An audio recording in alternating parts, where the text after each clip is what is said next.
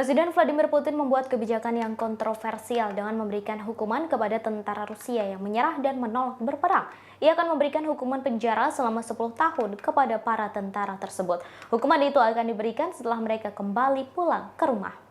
Aturan tersebut merupakan amandemen Undang-Undang KUHP terbaru yang ditandatangani Putin pada Sabtu 24 September 2022. Dalam undang-undang tersebut menetapkan hukuman paling ringan untuk pelanggaran semacam itu adalah penjara selama 3 tahun. Namun undang-undang mengizinkan pelanggar pertama kali untuk menghindari hukuman jika mereka melarikan diri dari penangkaran dan kembali ke unit mereka. Putin menyetujui beberapa amandemen lain terhadap undang-undang yang ada.